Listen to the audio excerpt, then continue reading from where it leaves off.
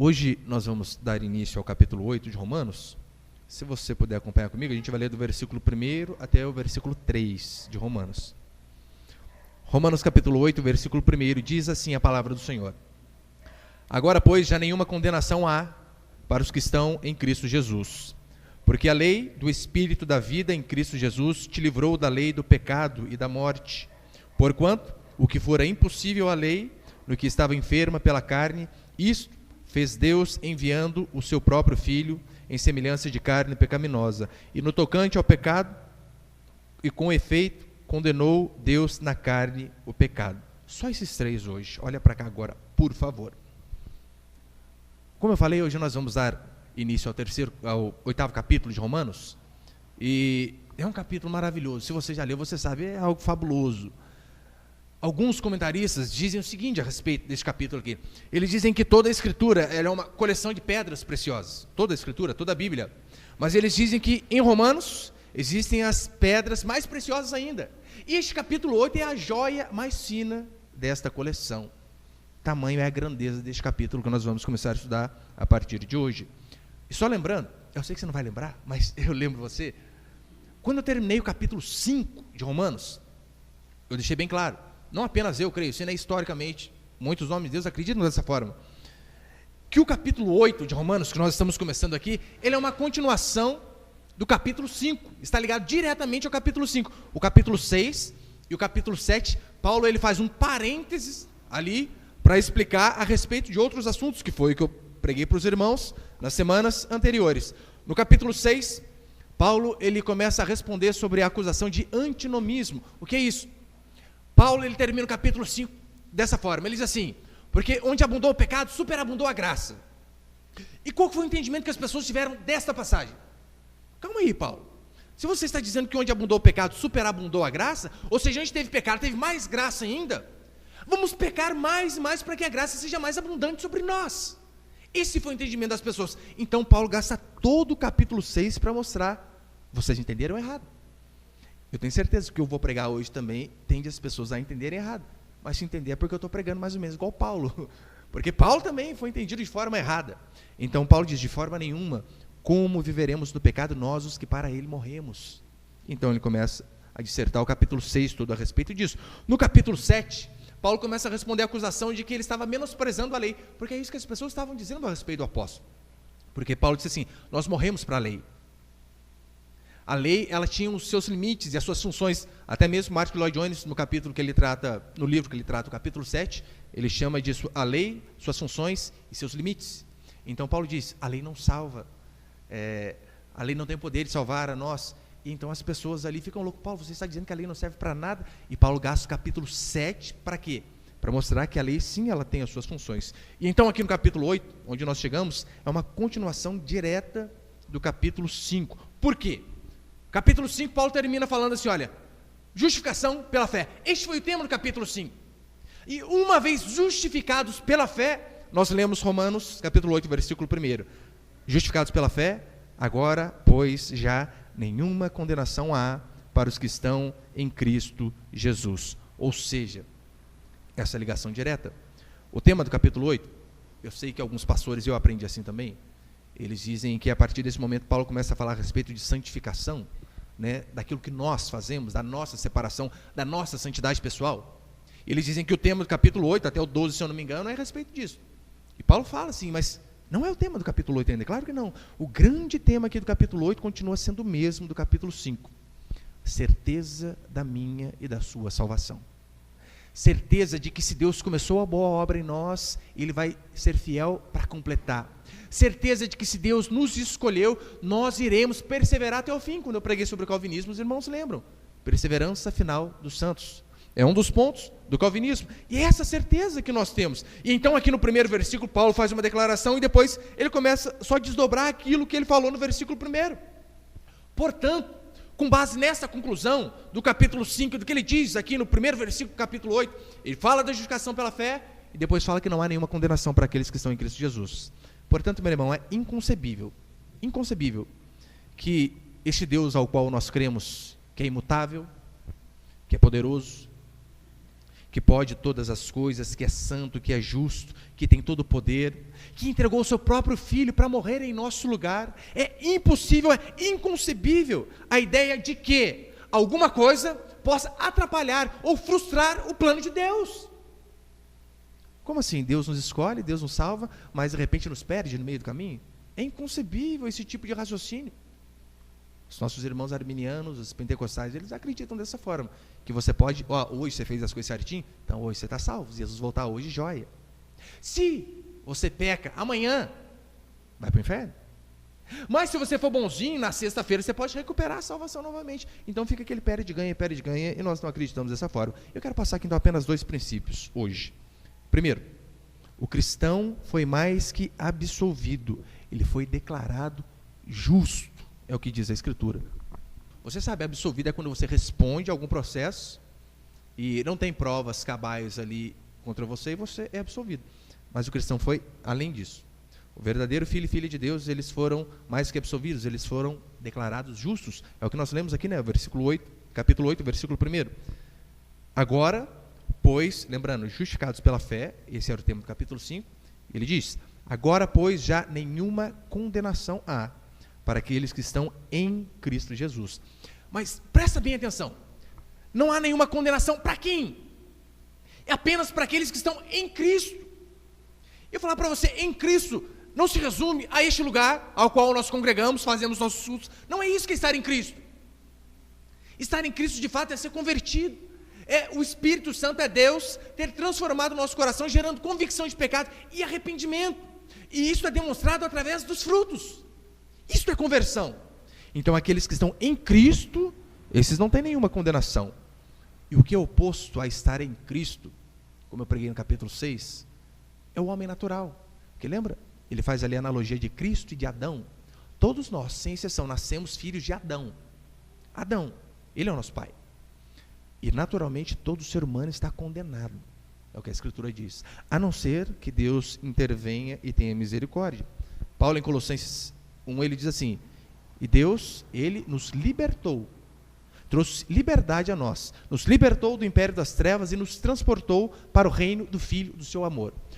Olha a imagem, nós éramos filhos das trevas, é isso que a ilustração que Paulo está dando, éramos filhos das trevas, mas Deus nos libertou do império das trevas e nos transportou, nos mudou de mundo, para você entender melhor. Éramos filhos das trevas de Satanás e Deus nos transportou para o reino do Filho do seu amor. Portanto, é inadmissível. Eu não consigo realmente entender como algumas pessoas pegam alguns versículos ali meio isolado e dizem o seguinte, não, você pode perder a salvação sim. O que eles estão dizendo é o seguinte, você está em Cristo, mas quando você peca, você sai de Cristo. Aí quando você se arrepende, você volta para Cristo. Imagina o seu filho.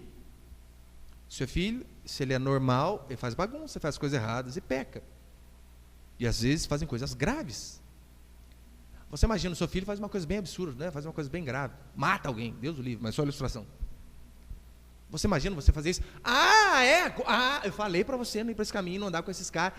Agora, traz a certidão de nascimento aqui, não é mais meu filho, paga o seu nome lá. Tem como você fazer isso? Não tem. Fazer o quê? É ruim daquele jeito, cometeu o pecado, cometeu o assassinato, vai ter que pagar o preço? Vai, mas não vai deixar de ser seu filho. Você pode dizer, não, vai embora de casa, isso nós podemos fazer. Claro que podemos. Lá em casa eu já deixei claro para os 2 maiores. Isso e isso, se fizer, vai embora. Acabou. Que é aqui o que manda. Isso nós podemos fazer, colocar para fora de casa. Mas vai deixar de ser filho? Claro que não. Não tem essa possibilidade. Agora o crente, quando ele peca, ele não é lançado fora de Cristo. Ele continua em Cristo, continua salvo, continua sem condenação sobre ele. Você pode pensar assim, pastor, isso que o senhor está falando é muito perigoso. Já me falaram isso. Pastor, o senhor fala isso aí, daí que o pessoal não vai ser santo nunca. Porque ainda que peque, ele continua em Cristo, ele continua salvo. Isso não é perigoso? É óbvio que é perigoso.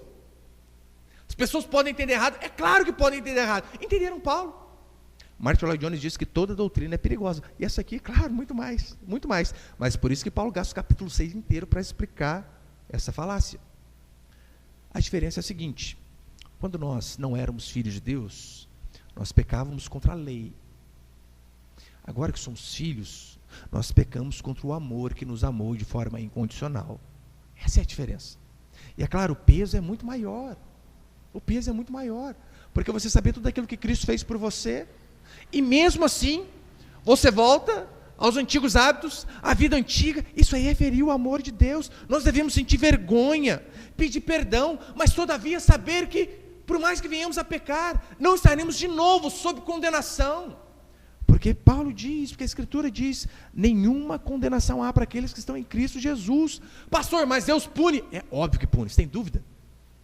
Eu vou falar para você. Você sabe que a punição é maior sobre nós que temos conhecimento. Paulo diz, primeiro do judeu e depois do grego. Você percebeu? Às vezes você pega seu vizinho, parente lá, com a vida toda torta. Parece que não acontece nada. Daí você dá uma pisadinha fora da linha, assim, mas parece que vem um raio no meio da sua cabeça. Pá, nossa, mas o cara faz isso a vida inteira. Eu só dei uma passeadinha na lama e já tomei essa. É por conta de ser filho. É isso que a Escritura diz. E se você tem dúvida de que Deus pune, aconselho você a ouvir a pregação de domingo, pode pegar aqui depois. Eu falei só sobre a ira de Deus com base no livro de Lamentações. E olha o capítulo 2 de Lamentações. Deus usa uns termos, nossa, tão pesados, para dizer o que ele fez com o seu próprio povo. Olha, fechou os céus, derramou a sua ira, entesou o arco. Olha a ilustração que Deus dá. Eu falei para os irmãos, né? Tem aquele filme lá, nossa, maravilhoso, Sniper americano, e conta uma história real de um atirador dos Estados Unidos. E tem uma hora assim que tem os atiradores todos em cima de um prédio antigo, abandonado. E eles estão lá atirando, matando um monte de cara. E de repente o exército inimigo descobre que eles estão ali. E de repente um tanque de guerra vira e aponta bem para aquela torre onde eles estavam assim. Foi um tiro só, acabou o prédio, acabou o atirador, acabou tudo. E a ilustração que Deus dá em Lamentações capítulo 2 é justamente isso. Deus entesou o arco, né? Antigamente era o arco e flecha, preparou a sua destra para soltar no seu próprio povo, por conta do quê? Pecado. Mas eu e você, com certeza, às vezes nós não acreditamos nisso, que Deus pune. Ai, pastor, eu sou filho agora. Aleluias. É justamente por isso que você tem que ter mais temor ainda. Não quer dizer porque somos filhos, que Deus vai pegar as nossas mazelas e vai jogar para debaixo do tapete. É óbvio que não. Muito pelo contrário. A punição ainda é maior. Mas, todavia, esse versículo continua sendo verdade. Agora, pois, nenhuma condenação há. Por quê? Versículo 2 ele continua, né? Agora, pois, já nenhuma condenação há para os que estão em Cristo Jesus. Porque a lei do Espírito da vida em Cristo Jesus te livrou da lei do pecado e da morte. Ou seja, houve algo que livrou a mim e a você da lei do pecado e da morte. E esse algo, é claro, Paulo está fazendo referência a Jesus Cristo. Por isso que, como cristãos, nós jamais devemos achar ou devemos dizer que a nossa libertação da condenação é por conta daquilo que nós fazemos, é resultado da nossa santificação, que muitos acreditam dessa forma. Eles acreditam que eles vão herdar o céu, sabe por quê? Porque eles são bons, porque eles fazem coisas boas, porque eles dão cesta básica, porque eles são fiéis com o dízimo, porque eles são pais legais, porque são pessoas morais, e eles pensam que essas coisas vão fazer com que eles entrem no céu. Não vão. A única coisa que de fato nos livra da condenação, diz a Escritura, é a libertação mediante a justificação que Jesus Cristo fez. É claro, nós não fazemos as coisas corretas para herdar, para alcançar o céu, mas é o contrário, porque a justificação nos alcançou, porque nós éramos pecadores, imorais, e a graça de Deus foi sobre nossas vidas, sem merecer, por conta dele ter nos alcançado, nós fazemos o que é correto, e não o contrário, não fazemos o que é correto para ele nos aceitar. Eu não venho ao culto, eu não oro, eu não busco a Deus para que ele me aceite, é o contrário, porque ele me aceitou mesmo sendo um perdido, um depravado, sem merecer. É por isso que eu procuro fazer o que é certo. É esta a lógica da Escritura. É o que ele diz aqui, a lei do pecado da morte. Eu vou falar para você, essa lei do pecado da morte aqui que Paulo diz, ele está falando justamente da lei de Deus, que a lei de Deus veio mostrar para mim e para você o nosso pecado. A lei de Moisés veio fazer isso daí. É interessante que o apóstolo Paulo, versículo 1, ele está tratando de condenação. Agora, pois, nenhuma condenação. Lembra o que Paulo diz em Romanos 3,20? Ele diz assim, pela lei vem o pleno conhecimento do pecado. Ou seja, os mandamentos que Deus nos deu não são para que nós venhamos a obedecer e alcançar o céu. Não. Muito pelo contrário. É para mostrar a nossa podridão, o nosso pecado, e que nós não conseguimos cumprir esses mandamentos. Meu irmão, se você diz que você cumpre, você é hipócrita. Pode conseguir alguns, isso é óbvio, né? Quem é cheio do Espírito Santo consegue. Mas vamos lá, aquele mandamento que derrubou o apóstolo Paulo, que eu falei algumas quartas atrás. Não cobiçarás. E eu não sei quanto a você, mas eu, pelo menos no catolicismo romano, eu aprendi que era não cobiçarás a mulher do próximo. Mas se você ler Êxodo 20, é a mulher do próximo, é o gado do próximo, é o carro do próximo, é o emprego do próximo, é o cabelo da próxima, liso, sem progressivo. É isso aí, tudo. Sabe? Essa aí não, chapinha, não é liso o seu que não é. É isso que Paulo diz. Paulo caiu neste mandamento, porque ele pensava que pecado era apenas as coisas externas, e então de repente a lei vem para ele, o mandamento vem para ele, e ele diz, não, aquilo que passa na minha mente também é pecado.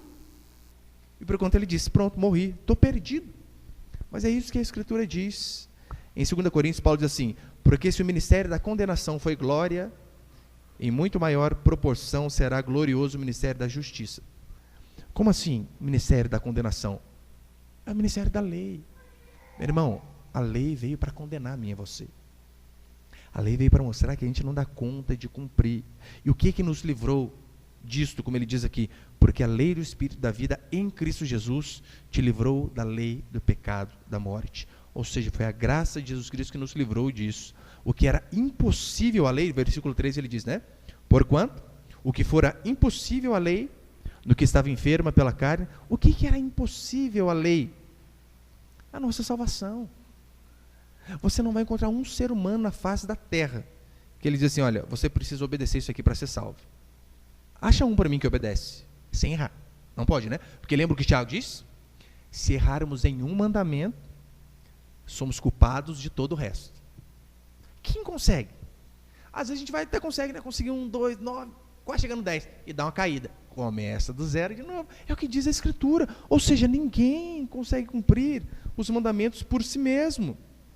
Portanto, era impossível para a lei salvar a mim e a você. A lei não tinha esse poder. Na verdade, veio apenas nos trazer culpa. Mas olha que interessante que diz Gálatas. Põe ali, por favor. Gálatas, capítulo 3, versículo 14 e 15, Paulo diz assim, para que a bênção de Abraão chegasse aos gentios, você sabe, Deus fez uma aliança com Abraão. Vocês são meu povo escolhido, povo hebreu, os judeus.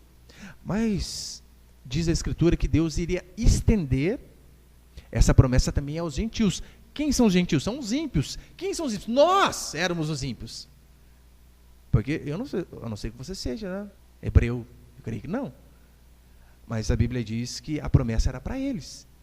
Então Paulo vem e diz, para que a bênção de Abraão chegasse aos gentios, ou seja, a nós, em Jesus Cristo. Olha, chegasse a nós como? Em Jesus. A fim de que recebêssemos pela fé. Interessante, né? Recebêssemos de que forma? Pela fé. Não é pelas obras. Não é por aquilo que fazemos, que nós dizemos para Deus, Deus, agora eu fiz, agora eu sou digno de ser abençoado e de ser chamado seu filho. Não é isso que ele diz. Para que a bênção de Abraão chegasse aos gentios em Jesus Cristo, a fim de que recebêssemos pela fé o Espírito prometido.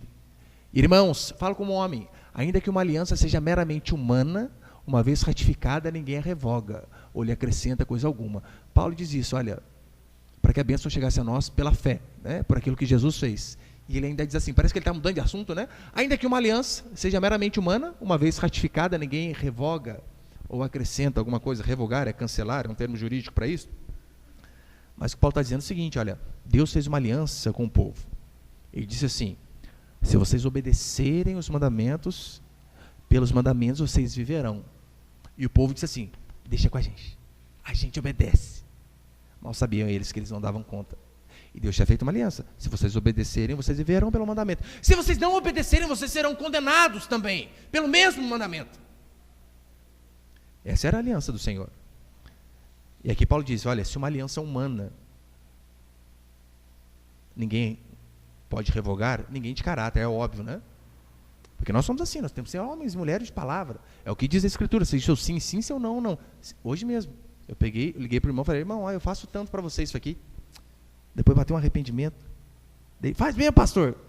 Quase que eu falei, não, me arrependo, vou voltar um pouquinho, aumento. Só que não, falei. Falei, está falado. Falei, não, puxa, isso aí mesmo, faz. Porque nós temos que ter caráter, temos que ter palavra. Porque é um compromisso, ainda que seja de boca. Muito mais uma aliança. Deus fez uma aliança e Deus também não podia revogar. Não podia cancelar, não podia colocar uma PEC. Imagina Deus fazendo uma PEC na Bíblia. Vamos fazer um projeto de emenda constitucional na Bíblia. Não podia. Então, Paulo vem e diz, olha, Deus tinha uma aliança. Vocês falharam. E agora, como resolve o negócio? Porque a Bíblia diz que o salário do pecado é a morte. Então Deus só tinha uma opção. Porque quem peca deve morrer. Ou seja, nós todos. Deus, então, ele precisava continuar sendo justo, mas ele queria salvar a mim e a você. Sabe o que ele faz? Alguém paga a culpa dos nossos pecados. Foi exatamente o que Jesus Cristo fez. Para que Deus continuasse sendo justo, aquilo que era impossível à lei, diz a Escritura que Deus resolve o problema de que forma? Punindo não a nós, mas punindo o seu próprio Filho. Quando Paulo diz, né, porque a lei não podia fazer isso porque estava enferma pela carne, não que a lei tinha algum problema, né, enferma, fraca. A lei é boa, o problema somos nós somos o problema. Portanto, a salvação vem de Deus, é ação inteiramente de Deus, é Deus, apenas Deus, completamente Deus. Quanto à salvação, não há cooperação minha e sua, não há cooperação do homem. É que muitos pensam que a salvação é mais ou menos uma corrida de 100 metros com revezamento. Deus corre 50 metros, depois passa o bastãozinho para a gente e diz assim, agora você continua o resto da corrida. Não é assim. Quanto à santificação, sim. Nós devemos nos esforçar, nos afastar de tudo aquilo que é pecaminoso, que é mal. Mas quanto à salvação, meu irmão, não tem cooperação. Se você quer realmente ver qual é a sua parte no plano de salvação, a sua parte é o pecado, e a parte de Deus é a graça. É assim que funciona. Olha, eu aprendi um absurdo uma vez, por isso que às vezes nem tudo que a gente aprende a gente pode propagar, né? Que a salvação tinha sido um trato posterior, uma ideia posterior de Deus. Como assim?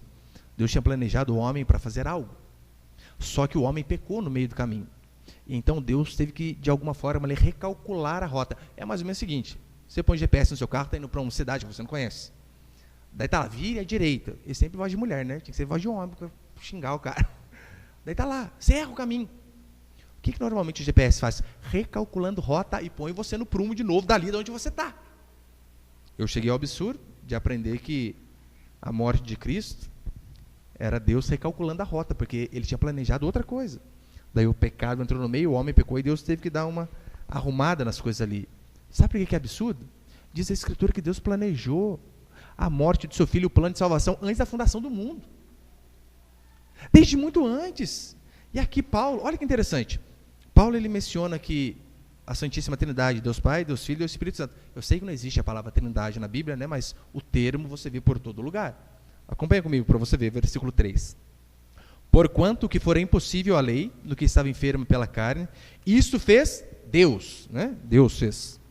Isso fez Deus, enviando o seu próprio Filho, Deus Pai e Deus Filho, em semelhança de carne pecaminosa e no tocante ao pecado, com efeito condenou Deus na carne no pecado, a fim de que o preceito da lei se cumprisse em nós, que não andamos segundo a carne, mas segundo o Espírito, e Espírito aí com letra maiúscula. Consegue ver que a salvação é Deus começando, Deus no meio e Deus terminando? É assim que funciona, é assim que funciona. O problema da vida cristã de muitos é o fato de que eles pensam que a salvação é com base naquilo que eles fazem, que a salvação é em termos de obras próprias, sendo que não é. A Bíblia diz que a salvação era impossível, a lei era impossível a nós, por isso Deus precisou fazer. E segundo e último princípio, para encerrar, segundo princípio, Jesus cumpriu a lei. É o que diz aqui, né? Porquanto o que for impossível à lei, do que estava enferma pela carne, isso fez Deus enviando o seu próprio Filho, em semelhança de carne pecaminosa e no tocante ao pecado, com efeito condenou Deus na carne o pecado. Olha que interessante, em semelhança de carne pecaminosa. Paulo deixou bem claro, é semelhança. Não que Jesus veio em carne pecaminosa, não, semelhante, porque na aparência era bem parecido, óbvio, mas apenas na aparência. Ou seja, para que o preço do pecado fosse de fato pago, Jesus precisava cumprir toda a lei. E uma das exigências da lei é que ele precisava ser gente. Ele não podia ser um fantasma, ele não podia ser um espírito, não podia, ele não podia ser um anjo, mas ele precisava ser gente, precisava ser homem, para que então pudesse pagar o justo preço. Em 1 João, João diz assim, 1 João capítulo 1, versículo 1, olha o porquê, a importância do testemunho dos apóstolos. Você sabe o que é testemunha? É aquele que viu alguma coisa e então ele pode testemunhar aquele fato. Isso é testemunha. Os apóstolos, eles viram Jesus Cristo morrer na sexta-feira, mas viram o carpinteiro ressurreto no domingo. E por conta disso, por testemunhar este fato, diz a Escritura que muitos morreram. Hoje em dia é tranquilo, né? Ninguém mata a gente por conta disso, mas eu espero que continue assim. Mas eles morriam por conta disso. Isso é testemunha. E por isso que é importante, né? 4 evangelhos, para quê? 4 pontos diferentes, 4 visões diferentes a respeito do quê? Do mesmo fato. Porque ainda que você não acredite que Jesus Cristo é Deus, um ateu sincero jamais vai dizer que Jesus Cristo não existiu. Porque é fato, é história. Flávio José, historiador judeu que está esperando o Messias até hoje, cita Jesus. Realmente teve esse homem, não acredito que é Deus, mas é fato, existiu. Então, olha que importante o que ele diz, João, na sua primeira epístola. O que era desde o princípio, o que temos ouvido, o que temos visto com os nossos próprios olhos. Só faltou redundar, né? Com os nossos próprios olhos, que a terra há de comer. Se fosse brasileiro, a gente falaria assim, né? Mas para deixar bem inteligível. O que era desde o princípio, o que temos ouvido, o que temos visto com os nossos próprios olhos, o que contemplamos e as nossas mãos apalparam, ou seja, pegamos ali nele, com respeito ao verbo da vida. Esse é o testemunho deles. Não, eu vi ele, eu toquei, ele comia na minha casa. Jesus comia bastante, você sabe, né? Comilão. Fazia visita de montão na casa do povo. Era assim. Ou seja, eles viram. Portanto, o maior feito da humanidade, alguns pensam assim, o maior feito da humanidade foi o homem ir à lua. Meu irmão, uma que eu não acredito. Eu posso pregar um dia só sobre, eu não acredito, de forma alguma. Já viu lá? Eles tinham com a bandeira americana, tá a bandeirinha tremulando lá. Mas, meu Deus, na lua é vácuo. Da onde que balança o negócio? E foi na década de 70, se eu não me engano, que eles foram. Com aquela tecnologia ultrapassada, eles foram. Agora, em 2020, quase não vão de novo. E tem, óbvio, né? Tem outras coisas também. Eu não acredito, mas ainda que foi. Vamos colocar que seja verdade. O maior feito da humanidade não foi o homem ir à lua. Sabe qual foi? Foi Deus descer à terra. Pode ter certeza. Este foi o grande feito da humanidade. Foi Deus, que diz a Bíblia que Ele é onipotente, onipresente, está em todo lugar. Ele é imensurável, não tem tamanho. Então Ele consegue se comprimir para morar no ventre de Maria. E depois consegue sair do ventre e morar num corpo igual ao nosso, totalmente limitado. Com dores, fadigas, problemas, assim como nós, porque a semelhança de carne pecaminosa é justamente por conta disso. Jesus também passou as coisas que nós passamos, porque você sabe, o pecado, ele não apenas corrompeu a natureza do ser humano, mas o nosso corpo em si também. Por conta do pecado, nós cansamos. Você sabia que não tinha cansaço antes do pecado? Hoje em dia, por que a gente cansa? Esse dia fui jogar bola com os irmãos lá, 2 piques que eu dei, meu Deus, meu pulmão ficou. Foi a consequência do pecado, não é a falta de preparo. Mas a gente cansa, a idade chega. As coisas caem, murcham. Consequência do pecado. Antes de Adão, Adão não conhecia fadiga. Antes do pecado, não adoecia. Olha que maravilha, não ficar doente. Não precisava tomar vacina para nada, nada. Adão era inocente, sem pecado. É por isso que Jesus era semelhante a ele. Porque ele também sofria todas essas coisas. É claro, sem pecado. Sofria essas coisas sem pecado. Jesus também ficou cansado. Você consegue imaginar Deus cansado? Ai, canseira que eu tô. Pastor, Jesus ficou cansado? Sim. A mulher samaritana. Lembra? Ele está lá cansado de viagem, diz a Escritura. Jesus parou porque estava cansado de viagem. Pediu água para a mulher, meu Deus do céu. Jesus teve cansaço, tédio, dor, tristeza, desapontamento. Jesus também ficou triste. Diz a Escritura que Jesus chorou. Isso na sua carne. Ele estava sujeito ao pecado, todavia não pecou, graças ao Senhor. Agora, por que ele precisou de, estou encerrando, vir como semelhança de carne pecaminosa? Porque ele precisava cumprir a lei, e essa era a exigência da lei. Algum homem precisava cumprir a lei. a nossa culpa precisava ser punida. E a forma que Deus fez foi enviando o seu Filho na semelhança de carne pecaminosa, para que então ele sofresse a punição em nosso lugar. Meu irmão, se Jesus não fosse homem, o diabo ia poder indagar a Deus. De que forma? Ah, Deus, o Senhor manda um espírito? O Senhor manda um anjo? O Senhor manda alguém que não é homem? Assim fica difícil. Que se tivesse mandado um homem sob a lei, eu tinha derrotado ele. O diabo poderia indagar a Deus. Mas Deus mandou justamente o homem. Lembra, diz a Bíblia, que ele não pecou, por mais que foi tentado constantemente. Não pecou. Jesus Cristo, diz a Escritura para encerrar, ele foi o primeiro que ressuscitou dos mortos. E devido a este fato, dele ter sido o primeiro da ressurreição dos mortos, diz a Escritura que nós também podemos ter certeza de que a nossa vida não finda na sepultura, que não vai findar no mausoléu, onde coloca lá perpétua família César. A nossa vida não vai findar ali. Diz a Escritura, por conta da ressurreição de Cristo, nós também podemos ter a esperança que ainda que o nosso corpo exterior se corrompa, ainda que os vermes comam o nosso corpo na sepultura, diz a Escritura que nós ressurgiremos. Olha o que diz Apocalipse, o mar vai dar os seus mortos, o além vai dar os seus mortos, por conta da ressurreição de Jesus Cristo. Ele foi o sacrifício perfeito. É o que diz aqui no versículo 3, enviando o seu Filho no tocante, ou seja, como oferta pelo pecado. O propósito da vinda de Jesus Cristo a esse mundo não foi com outro objetivo, a não ser que ele provasse a morte por nós. Você imagina alguém que vem apenas com essa missão? Olha, a gente vai descobrindo a nossa missão ao longo da vida. Jesus Cristo, ele sabia, eu vim exclusivamente para morrer. Esta era a missão dele. O propósito da vinda do nosso Senhor foi para que ele provasse a morte por nós, para que ele fosse oferecido como oferta pelo pecado. Jesus não veio ao mundo, a princípio, para dar ensino. Ainda que os ensinos dele são maravilhosos, só você ler o Sermão do Monte, algo absurdo. Mas ele não veio ao mundo para dar ensino. Jesus não veio ao mundo para escrever livro. Quantos livros Jesus escreveu? Nenhum. A única coisa que escreveu, diz a Bíblia, estava na areia e veio a onda, pagou, acabou. Os ensinos dele são maravilhosos, nós seguimos.